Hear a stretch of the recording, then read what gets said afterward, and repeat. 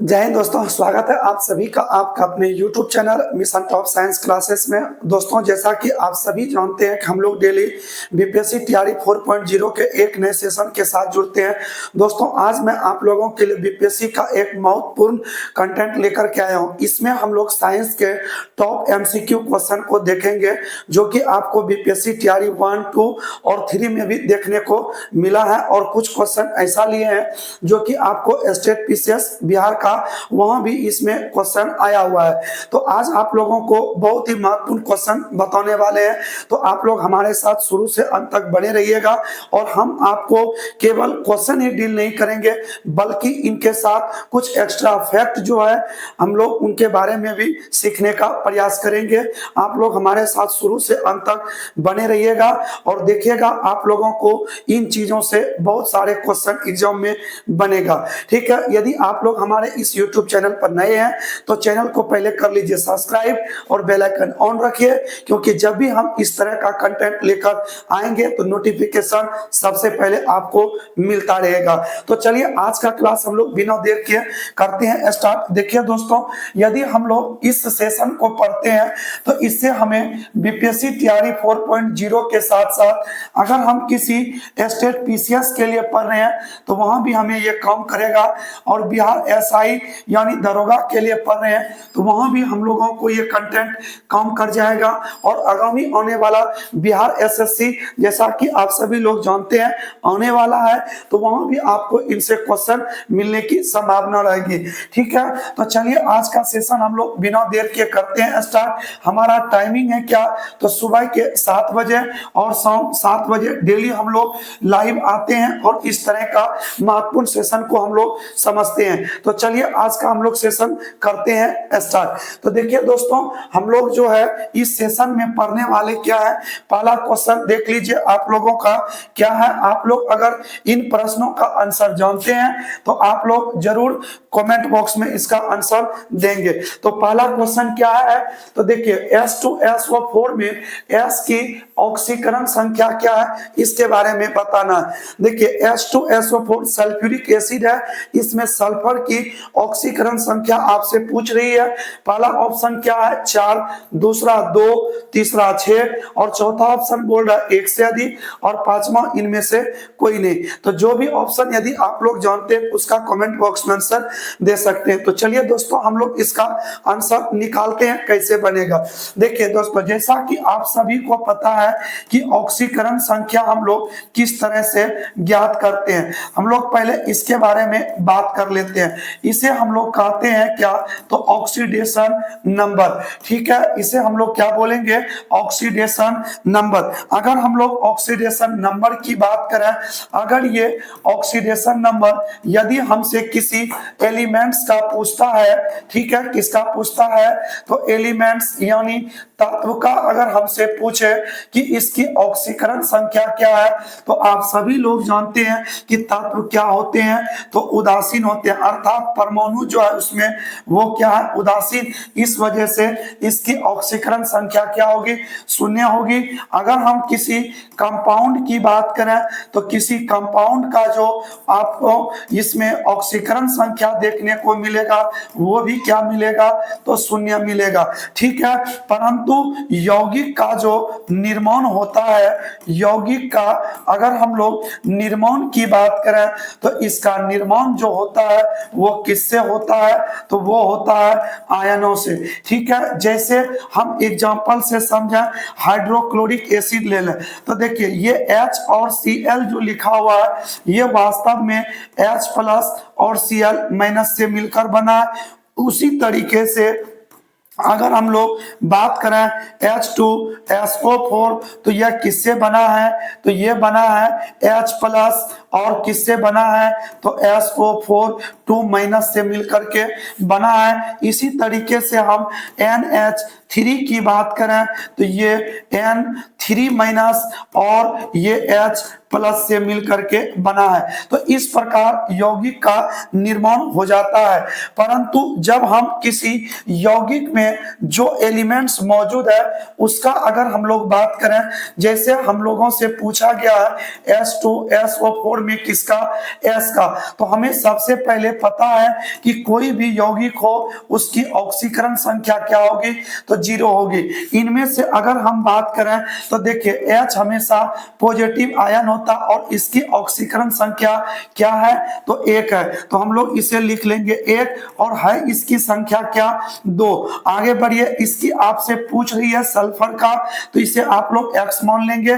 जबकि ऑक्सीजन जो होता है इसकी ऑक्सीकरण संख्या -2 आती है और इसकी संख्या है कितनी, 4, इक्वल टू क्या हो जाएंगे, 0। तो यहां से आपको मिलेगा 2 + x - 8 इक्वल टू क्या, 0। तो x - 6 हो जाएंगे बराबर 0 और x का वैल्यू कितने निकल के आ जाएंगे, 6। तो इसका मतलब है कि S का जो है ऑक्सीडेशन नंबर वो कितना निकल के आ रहा है, 6। तो किसमें ऑक्सीकरण संख्या S का 6 है, तो H2SO4 में सल्फर की ऑक्सीकरण संख्या क्या है, तो 6 आपको देखने को मिलेगा। आइए हम लोग एक और इस पर एग्जांपल लेते हैं। जैसे हम बात करें KMnO4 में हम Mn की ऑक्सीकरण संख्या निकालते हैं कितना होगा, ठीक है, Mn का बताना है। तो सबसे पहले आप सभी लोगों को पता है कि पोटेशियम मेटल है, इसकी ऑक्सीकरण संख्या 1 होगी। और उसके बाद अगर हम Mn की बात करें इसे हम लोग X मान लेंगे। अब ऑक्सीजन देखिए, यह ऑक्सीजन का कितना होता है, -2 और मल्टीपल कितना करेंगे, 4, क्योंकि इसकी संख्या ऑक्सीजन की 4 है। तो यहां हो गया आपका क्या, तो 1 + x - क्या हो जाएंगे, 8 इक्वल टू 0। तो x माइनस बचेंगे 7 इक्वल टू 0 और x इक्वल टू क्या हो जाएंगे, 7। तो KMnO4 में Mn की ऑक्सीकरण संख्या क्या होगी, तो 7 होगी। ठीक है, इस तरीके से आप लोग इनको निकाल सकते हैं। आइए अगर हम लोग बात करते हैं कुछ एलिमेंट्स में, देखिए एलिमेंट्स में अगर हम लोग बात करें मेटल का, ठीक है, और मेटल जो होते हैं यानी ये धातु क्या करते हैं, तो इसका काम क्या है, तो ये इलेक्ट्रॉन को क्या कर सकता है, तो इलेक्ट्रॉन को कर सकता है क्या, तो त्याग कर सकता है। जब ये इलेक्ट्रॉन को त्याग करता है तो आप लोग याद रखेंगे ऐसे कंडीशन में जो ऑक्सीकरण संख्या होती है, ठीक है, ऑक्सीकरण संख्या ये क्या हो जाती है, तो बढ़ती है। ठीक है, किसी धातु की ऑक्सीकरण संख्या इलेक्ट्रॉन त्याग होने पर क्या होती है, बढ़ती है। जैसे हम एग्जांपल ले लें क्या, तो सोडियम की बात करें तो देखिए सोडियम क्या करेगा, जैसे ये अपना एक इलेक्ट्रॉन त्याग करेगा तो ये Na+ बनाएगा, यानी कब, जब ये एक इलेक्ट्रॉन का त्याग किया। इसी तरीके से हम बात करें कैल्शियम का, अगर ये 2 इलेक्ट्रॉन त्याग कर दे तो ये Ca2+ बना लेंगे और कितने इलेक्ट्रॉन त्यागे, 2। इसी तरीके से हम Mg की बात करें तो अगर ये 2 इलेक्ट्रॉन त्याग कर देता है तो ये Mg2+ हो जाएंगे, कितने इलेक्ट्रॉन त्यागने पर, 2 इलेक्ट्रॉन का त्याग करने पर। तो यहां आप देख सकते हैं कि सोडियम एक एलिमेंट्स है, यह उदासीन होता है, इसीलिए इस पर आवेश 0 अर्थात ऑक्सीकरण संख्या 0। परंतु यहां पर हम क्या देख रहे हैं, 1+ हो गया। कहने का मतलब यह है कि 0 से 1 हुआ तो इसका मतलब वृद्धि हुआ। उसी तरह कैल्शियम पर है 0 और 0 से ऑक्सीकरण हो गया कितना, तो 2, यानी 0 से 2 हुआ, ऑक्सीकरण संख्या बढ़ा। उसी प्रकार मैग्नीशियम की बात करें, इस पर था कितना, 0 और बढ़ के कितना हो गया, तो 2। अगर कोई मेटल, ठीक है, वो क्या है, ये जो है इलेक्ट्रॉन का त्याग कर रहा है तो ऐसे कंडीशन में उसकी ऑक्सीकरण संख्या क्या हो जाती है, तो बढ़ जाती है। परंतु अगर हम लोग अधातु की बात करें अर्थात नॉन मेटल की बात करें तो नॉन मेटल में क्या देखने को मिलता है, तो जो नॉन मेटल होते हैं वो क्या करते हैं, तो इलेक्ट्रॉन को ग्रहण करते हैं। ठीक है, इलेक्ट्रॉन को क्या करेंगे, तो ग्रहण करेंगे और ग्रहण करने की स्थिति में जो ऑक्सीडेशन नंबर होता है उसकी संख्या में क्या आता है कि कमी आ जाती है। ठीक है, इलेक्ट्रॉन ग्रहण करने पर उसकी ऑक्सीकरण संख्या में क्या देखने को मिलता है, तो कमी देखने को मिलता है। तो चलिए हम लोग इसका एग्जांपल देखते हैं। इसमें एग्जांपल ले लें, जैसे हम नाइट्रोजन की बात करें तो जब ये 3 इलेक्ट्रॉन को ग्रहण करेगा तो ये N3- बनाएगा। क्लोरीन की बात करें, जब ये 1 इलेक्ट्रॉन ग्रहण करेगा तो बनाएगा क्या, Cl-। इसी तरीके से ऑक्सीजन की बात करें, जब ये 2 इलेक्ट्रॉन ग्रहण करेगा तभी ये बनाएगा क्या, O2-। तो यहाँ आप क्या देख रहे हैं कि नाइट्रोजन पर है 0, जब 3 इलेक्ट्रॉन को ग्रहण किया तो इसकी ऑक्सीकरण संख्या -3 हो गई, अर्थात 0 बड़ा और -3 क्या हो गया, छोटा। तो कहने का मतलब 0 से -3 हुआ तो ऑक्सीकरण संख्या में क्या आया, तो कमी देखने को मिला। उसी तरह क्लोरीन की बात करें, इस पर था 0, अब हो गया कितना, -1। उसी तरह ऑक्सीजन की बात करें, था कितना, 0, हो गया -2। तो यहाँ पर भी ऑक्सीकरण संख्या में क्या देखने को मिलता है, कमी देखने को मिलता है। तो इस तरीके से आप ऑक्सीकरण संख्या को फाइंड आउट कर सकते हैं। तो चलिए अब हम लोग जो अपना सवाल है उन सवाल को हम लोग जानने का प्रयास करते हैं, उसका आंसर क्या होगा। तो आप अभी तुरंत इसका आंसर क्या निकाले, तो आंसर आप लोगों ने इसका क्या दिया था, तो 6 दिया था। तो इस सवाल का आंसर ऑप्शन नंबर क्या हो जाएगा, तो 3 हो जाएगा। चलिए बढ़ते हैं अगले प्रश्न की ओर। देखिए अगला प्रश्न क्या कह रहा है, तो प्रश्न ये कह रहा है कि कौन से धातु जो है वो द्रव अवस्था में पाया जाता है। ठीक है, बात किसकी हो रही है, धातु का। तो पहला ऑप्शन आपको पारा दिया है, दूसरा बोल रहा है ब्रोमीन, तीसरा बोल रहा है सीसा, और चौथा कह रहा है 1 से अधिक, पांचवा नन ऑफ दिस। इसके बारे में बताना है। देखिए सबसे पहले अगर हम लोग बात करें धातु और अधातु में बात करें, धातु और किसमें, अधातु में अगर हम बात करें तो आप लोग याद रखेंगे कि धातु में जो होता है ना पारा, या इसी को हम लोग किस नाम से जानते हैं, तो मरकरी के नाम से जानते हैं। ठीक है, पारा को हम लोग किस नाम से जानते हैं, तो मरकरी, और इसका संकेत क्या होता है, Hg होता है। ठीक है, जबकि हम अधातु में बात करें तो ये कौन होता है, तो ब्रोमीन होता है। ठीक है, कौन, तो ये ब्रोमीन है, जो कि किस अवस्था में देखने को मिलता है, तो ये आपको देखने को मिलता है किसमें, तो द्रव अवस्था में। देखिए अगर यदि मेटल पूछता है तो मेटल में आपका क्या हो जाएगा, ये हो जाएगा पारा, और इधर अगर अधातु में पूछता है तो वो कौन हो जाएंगे, तो ब्रोमीन हो जाएंगे। ठीक है, वो कौन हो जाएंगे, तो ब्रोमीन हो जाएंगे। तो आप लोगों को ये प्रश्न क्लियर हो गया, आप लोग इसे अवश्य याद रखिएगा।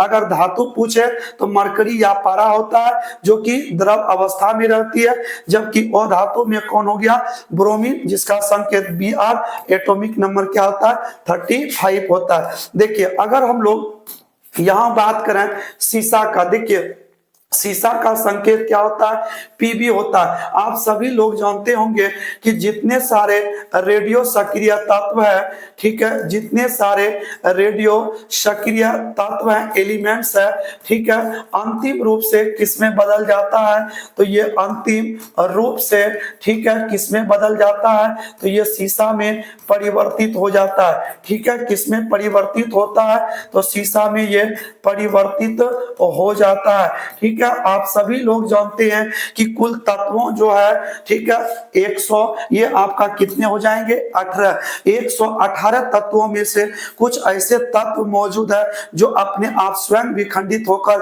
अदृश्य किरणों को उत्सर्जन करती है। अतः ऐसे तत्व को ही हम लोग क्या बोलते हैं, तो रेडियो सक्रिय तत्व के नाम से जानते हैं। ठीक है, चलिए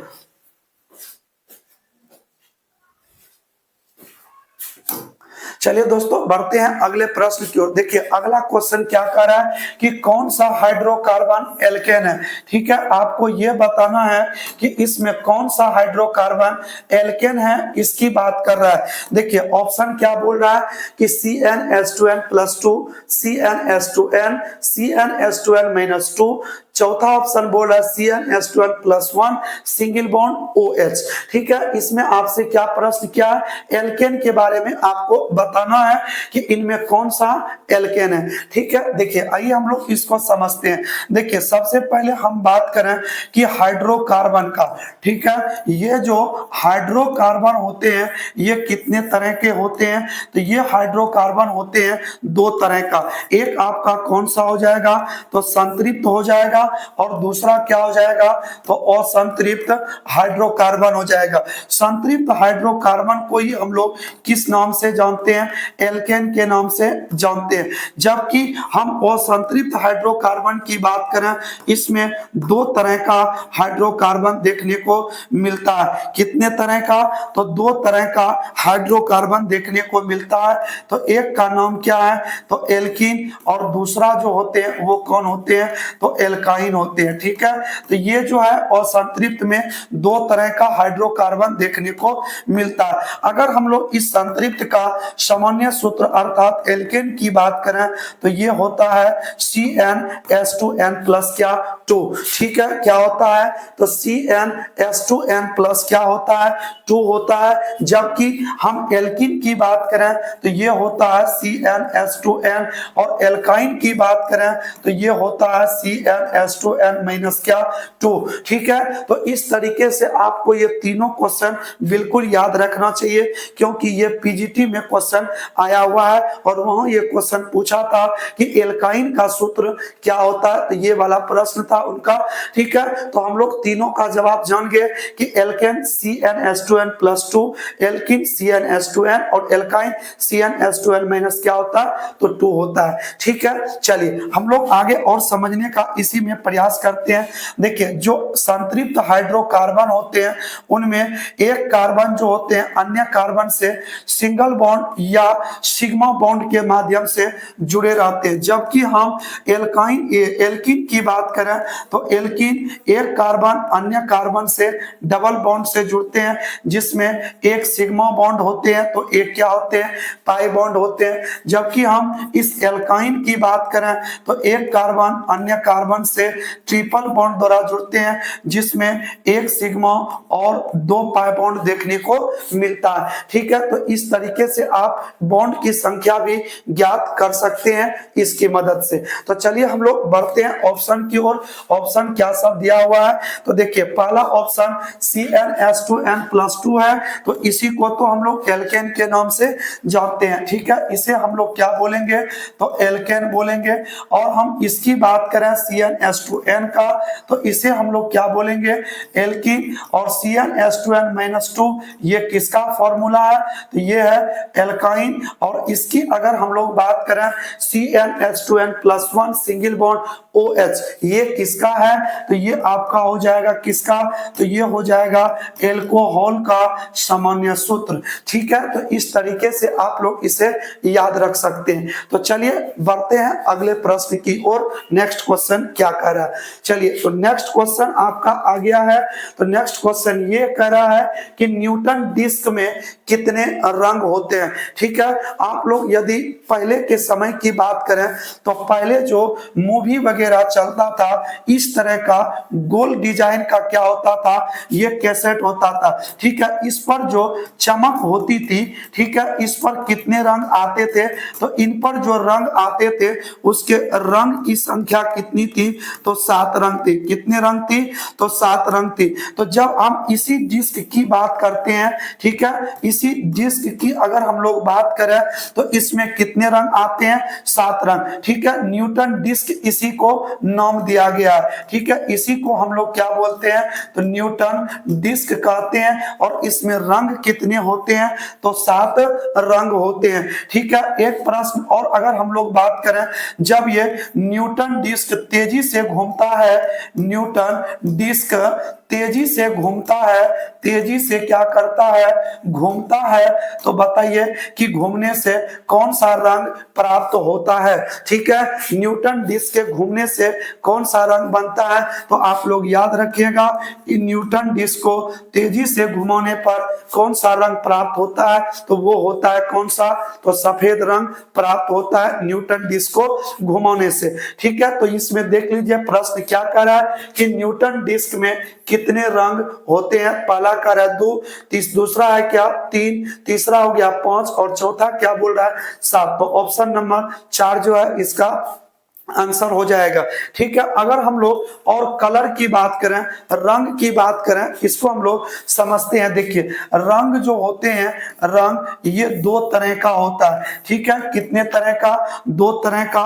एक होता है आपका कौन सा रंग, तो प्राथमिक रंग होता है। दूसरा कौन सा रंग होता है, तो दूसरा होता है द्वितीयक रंग। प्राथमिक रंग की बात करें तो प्राथमिक रंग में कौन कौन आता है, तो प्राथमिक रंग में आपका कौन हो जाएगा, तो लाल, हरा और नीला। ठीक है, लाल, हरा और कौन हो जाएगा, तो नीला। ये तीनों रंग जो होते हैं कौन सा रंग होता है, प्राथमिक रंग। जबकि अगर हम द्वितीयक रंग की बात करें तो इसका द्वितीयक रंग कौन होता है, तो द्वितीयक होता है पीला, मेजेंटा। ठीक है, पीला, मेजेंटा एवं कौन होते हैं, तो पीकॉक, नीला होते हैं। ठीक है, कौन होते हैं, पीकॉक, नीला रंग जो होते हैं, इन सभी रंगों को हम लोग कौन से रंग के नाम से जानते हैं, तो द्वितीयक रंग के नाम से जानते हैं। देखिए अगर हम लोग लाल, हरा और नीला इन तीनों को सम्मिलित करें तो कौन सा रंग प्राप्त होगा, तो इन तीनों को मिलाने से जो रंग प्राप्त होती है वो कौन सा रंग है, तो सफेद रंग। ठीक है, लाल, हरा और नीला को मिलाने से कौन सा रंग बनता है, तो सफेद रंग का निर्माण होता है। ठीक है, आप लोग इसे अच्छी तरीके से याद रखेंगे। चलिए तो आगे हम लोग बढ़ते हैं। नेक्स्ट क्वेश्चन देखिए आप लोग का क्या है, तो नेक्स्ट क्वेश्चन कर रहा है घरेलू परिपथ लगाए जाते हैं। ठीक है, आप लोग इनका आंसर दीजिए।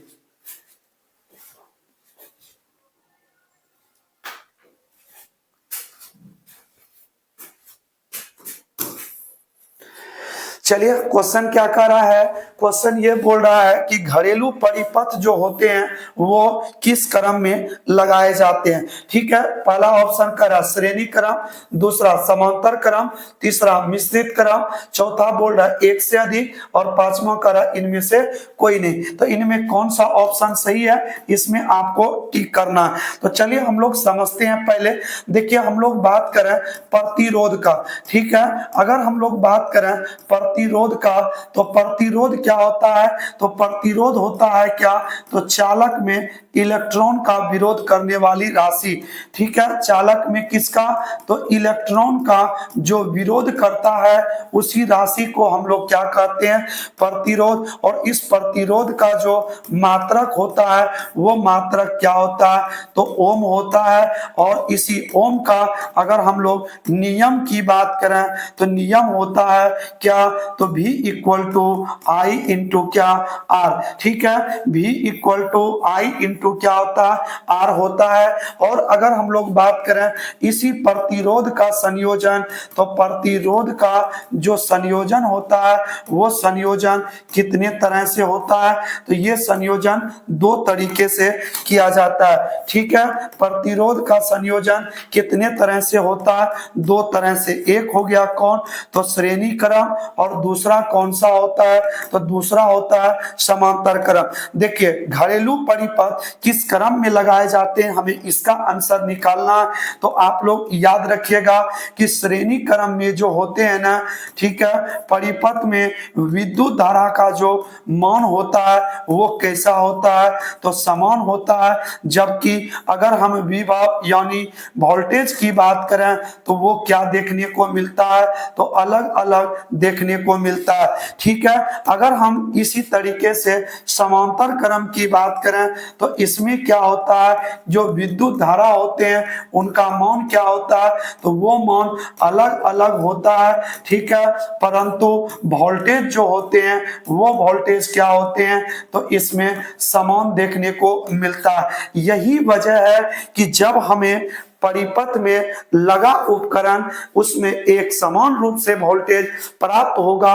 तो यही वजह है कि जो घर का परिपथ बनता है, ठीक है, घरेलू जो परिपथ तैयार होते हैं उसे किस क्रम में जोड़ना चाहिए, तो समांतर क्रम में। क्योंकि इसका वजह यह है कि घरेलू उपकरण जो होते हैं, ठीक है, घरेलू उपकरण जो होंगे ये उपकरण क्या करेंगे, तो एक समान वोल्टेज को प्राप्त करेंगे। ठीक है, घरेलू उपकरण क्या करेंगे, एक समान वोल्टेज को क्या करेंगे, तो प्राप्त करेंगे। इसीलिए घरेलू परिपथ किस क्रम में लगाए जाते हैं, तो समांतर क्रम में लगाए जाते हैं। तो आइए हम लोग इस प्रश्न का आंसर देखते हैं क्या कर रहा है। तो आंसर हो जाएगा कौन सा क्रम, तो समांतर क्रम हो जाएगा इस सवाल का आंसर। चलिए बढ़ते हैं अगले सवाल की ओर। देखिए अगला क्वेश्चन बायोलॉजी से है। देखिए इस क्वेश्चन में क्या कह रहा है शुक्राणु एवं अंडाणु का जो है ये निर्माण किसके द्वारा होता है। ठीक है, ये प्रश्न है आपका। तो पहला ऑप्शन क्या है, कह रहा माइटोसिस द्वारा, दूसरा बोल रहा है मियोसिस द्वारा, तीसरा एमाइटोसिस द्वारा, चौथा कह रहा एक से अधिक या इनमें से कोई नहीं। इनके बारे में आपको बताना है। देखिए हम लोग इनसे पहले कुछ प्रश्नों को समझते हैं। देखिए अगर हम लोग बात करें कि शुक्राणु का जो ये निर्माण होता है, शुक्राणु का क्या, तो निर्माण ये किस में होता है, तो ये होता है नर में, और ये जो है अंडाणु, ठीक है, ये नर में हो जाएंगे। जबकि अंडाणु का जो निर्माण होता है ये कहां पर देखने को मिलता है, तो अंडाणु का जो निर्माण होता है ये किसमें होता है, मादा में। और आप सभी लोग जानते होंगे कि मानव शरीर की सबसे बड़ी कोशिका है। ठीक है, मानव शरीर की जो है सबसे क्या है, तो बड़ी कोशिका, सबसे बड़ी कोशिका जो होती है वो किसकी होती है, अंडाणु की। और सबसे छोटी कोशिका की बात करें मानव शरीर में, तो वो छोटी कोशिका किसकी होती है, तो वो होता है किसका, तो शुक्राणु का।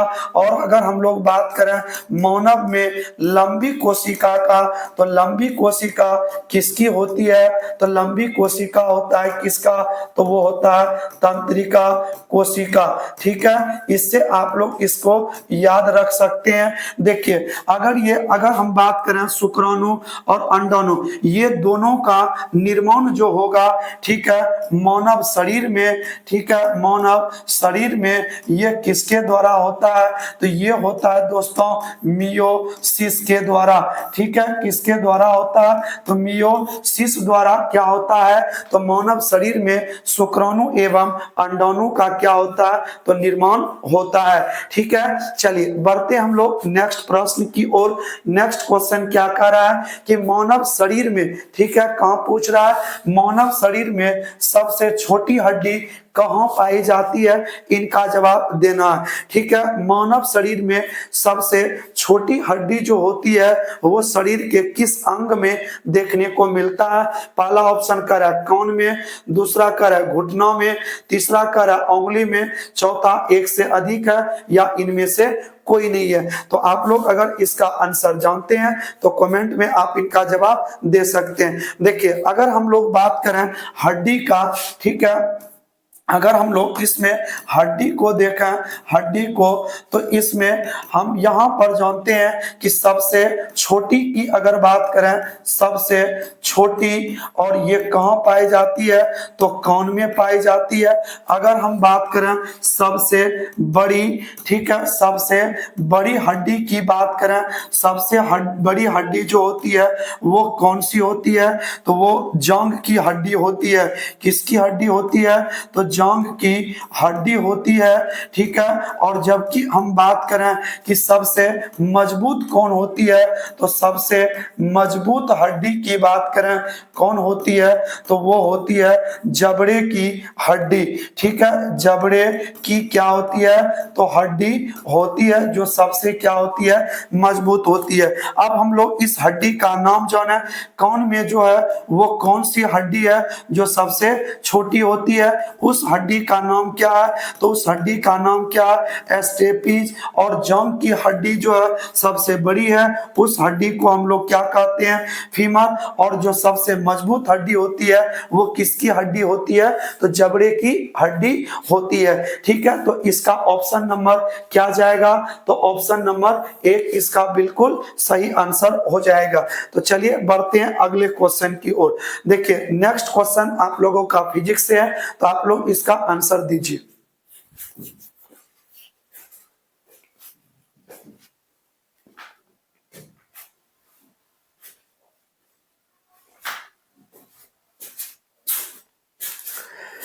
चलिए हम लोग बढ़ते हैं क्वेश्चन की ओर। देखिए इसमें क्या कह रहा है? कह रहा है कोई वस्तु है वो 20 सेकेंड में, जब टाइम कितना लेता है? तो 20 सेकेंड लेता है, तो इसका वेग जो है 54 किलोमीटर प्रति घंटा से कितना हो जाता है? तो 90 किलोमीटर प्रति घंटा। यानी शुरुआत की बात करें, प्रारंभिक वेग कितने हैं? 54 किलोमीटर प्रति घंटा, और 20 सेकेंड बाद इसका वेग कितना हो जाता है? तो 90 किलोमीटर प्रति घंटा का वेग प्राप्त करती है। तो आपको बताना है कि इस वस्तु का त्वरण क्या होगा, यानी एक्सेलरेशन पूछ रहा है, ये आपसे पूछ रहा है इसका वैल्यू क्या होगा। देखिए अगर हम लोग बात करें ऑप्शन देखिए, तो मात्रक आपका मीटर पर सेकंड स्क्वायर में दिया है, तो इसका मतलब ये है कि आप किलोमीटर प्रति घंटा को सबसे पहले किस में बदल लीजिए? तो मीटर प्रति सेकंड में। तो जब भी आपको किलोमीटर प्रति घंटा को मीटर पर सेकंड में लाना हो, तो आप 5/18 से इसको क्या कर दीजिए? गुना कर दीजिए, तो ये हो जाएंगे 15 मीटर पर सेकेंड। इसी तरीके से 90 को चेंज कर दीजिए, तो 5/18 से मल्टीपल करिए, तो ये 5 में कट जाएंगे, तो ये 25 मीटर पर सेकेंड हो जाएंगे। अब आप लोग ए का फॉर्मूला जानते हैं, v माइनस यू बाय क्या होता है? टी। v की बात करें तो 25 और u की बात करें 15, तो t आप लोग कितना देख रहे हैं? 20। इसको आप माइनस करिए 0 और ये 1, 10 हो जाएंगे, ऊपर 20 यानी नीचे 20, काटिए तो 1/, क्या मिलेंगे? 2, जिसको कि हम लोग लिख सकते हैं 0.5 मीटर पर सेकेंड स्क्वायर। ये इसका क्या निकलेगा? एक्सेलरेशन हो जाएगा। तो इसका आंसर ऑप्शन नंबर क्या होगा? तो ऑप्शन नंबर रहने वाला है क्या? तो 3। चलिए हम लोग बढ़ते हैं आगे की ओर। चलिए नेक्स्ट क्वेश्चन क्या कह रहा है, इसको समझिए। देखिए क्वेश्चन कह रहा है संवेग में परिवर्तन का दर, अर्थात संवेग परिवर्तन की दर बोला है, इनको आप लोग याद रखिएगा। देखिए एक होता है क्या? संवेग परिवर्तन। ठीक है, संवेग में जो परिवर्तन होंगे ना, संवेग में परिवर्तन, इसको क्या बोलेंगे? और एक होता है क्या? संवेग में परिवर्तन की दर। ठीक है, संवेग में परिवर्तन की दर। अगर हम लोग इन दोनों की बात करें तो दोनों का आंसर अलग अलग देखने को मिलेगा। जैसे हम इसकी बात करें तो संवेग में परिवर्तन को हम लोग क्या बोलते हैं? आवेग बोलते हैं, और संवेग में परिवर्तन की दर को क्या बोलते हैं?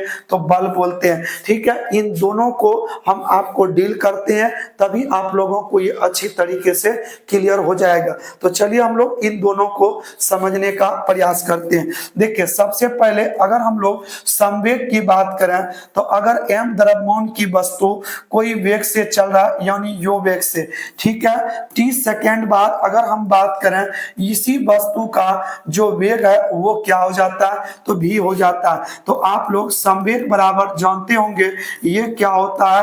तो द्रव्यमान गुनी क्या होते हैं? तो वेग। तो द्रव्यमान हो जाएंगे m, और यहाँ पर अगर हम वेग की बात करें तो ये हो जाएंगे u। तो यानी शुरुआती में इसका संवेग क्या है? mu। जबकि हम यहाँ पर संवेग की बात करें तो द्रव्यमान m और वेग क्या मिलेंगे? v। अगर हम लोग इन दोनों में संवेग में परिवर्तन की बात करें तो संवेग में परिवर्तन क्या हो जाएगा? तो संवेग में परिवर्तन जो हो जाएंगे डेल p बराबर ये हो जाएंगे कितना? तो ये हो जाएंगे आपका P2 माइनस क्या P1। तो यहाँ पर अगर हम देखें P2 का मान MB है और इसका मान कितना है MU है। तो यहाँ से अगर हम M को क्या कर लें कॉमन कर लें तो ये आपका क्या होता है तो ये हो जाता है क्या तो V माइनस क्या तो U। ठीक है, तो ये निकल के आया, ये किसके बराबर है तो ये आपका है डेल P, अर्थात इसे ही हम बोल सकते हैं क्या तो संवेग में क्या तो संवेग में परिवर्तन। इसे क्या बोलेंगे तो संवेग में परिवर्तन बोलेंगे। इस लाइन को आप लोग याद रखेंगे। तो ये है संवेग में क्या परिवर्तन। जब इसका हम निकालते हैं संवेग में क्या संवेग में परिवर्तन की दर, संवेग में परिवर्तन की दर की बात करें तो हम लोग निकालेंगे डेल P बटे क्या T। तो यानी इसमें हमें भाग देना किससे पड़ेगा तो T से देना पड़ेगा। तो M को आप छोड़ दीजिए, अभी तुरंत आपने पढ़ा V minus U by T ये किसके बराबर होता है तो A के बराबर। क्या आप यहाँ पर देख पा रहे हैं कि डेल P बटे जो T है वो इक्वल टू क्या है तो MA है। और आप सभी लोग जानते हैं कि बल बराबर ही क्या होता है तो बल बराबर ही होता है MA। ठीक है, फोर्स का ये फॉर्मूला होता है F इक्वल टू MA जो कि संवेग में परिवर्तन की दर के क्या बराबर है। ठीक है, अगर हम लोग यही आवेग की बात कर लें तो जो आवेग होता है ना वो क्या होता है तो वो होता है बल गुने समय। ठीक है, आवेग क्या बताती है तो बल गुने समय। और अगर हम लोग यहाँ बल का मान देखा अर्थात F का तो ये क्या निकल के आ रहा है तो डेल P बटे में क्या है T यानी समय। तो इस समय को भी T लिखिए काट दीजिए और आपके पास क्या निकल के आ रहा है तो डेल P। यहाँ आप लोग ध्यान देंगे कि डेल P को हम क्या बोलते हैं संवेग में परिवर्तन। तो ये आपका आवेग के बराबर है। ठीक है, किसके बराबर है आवेग के बराबर, जिसे हम लोग क्या लिख सकते हैं संवेग में परिवर्तन। ठीक है, संवेग में क्या लिख सकते हैं तो परिवर्तन लिख सकते हैं। तो आप लोगों को ये समझ में आ गया होगा कि अगर संवेग में परिवर्तन होगा तो आवेग कहलाएगा और संवेग में परिवर्तन का दर होगा तो वो क्या कहलाएगा तो बल कहलाएगा। तो आइए हम लोग आंसर की ओर चलते हैं। आंसर इस सवाल का क्या होगा तो देखिए आंसर क्या होना चाहिए तो संवेग में परिवर्तन का दर है वो क्या कहलाएंगे तो बल कहलाएंगे। ठीक है, तो ये आप लोगों को क्लियर हो गया होगा। तो देखते हैं अगला क्वेश्चन क्या है। देखिए अब आगे क्वेश्चन आपका नहीं है। तो दोस्तों आप लोगों ने आज टॉप 10 क्वेश्चन को पढ़ा और टॉप 10 क्वेश्चन में आपने देखा कि एक क्वेश्चन में हमने कितने सारे क्वेश्चन को निकाला। ठीक है, तो आप लोगों को ये वीडियो बहुत पसंद आया होगा। ये आप लोग जो है यदि इस वीडियो पर लगातार बने रहना चाहते हैं तो आप लोग हमारे इस YouTube चैनल को सब्सक्राइब कर लीजिए, बेल आइकन ऑन रखिए, क्योंकि हम इस तरह का वीडियो डेली आपके लिए सुबह 7 बजे और शाम के 7 बजे लेकर के आते हैं। तो चलिए दोस्तों मिलते हैं नेक्स्ट वीडियो में, तब तक के लिए दीजिए इजाजत। जय हिंद।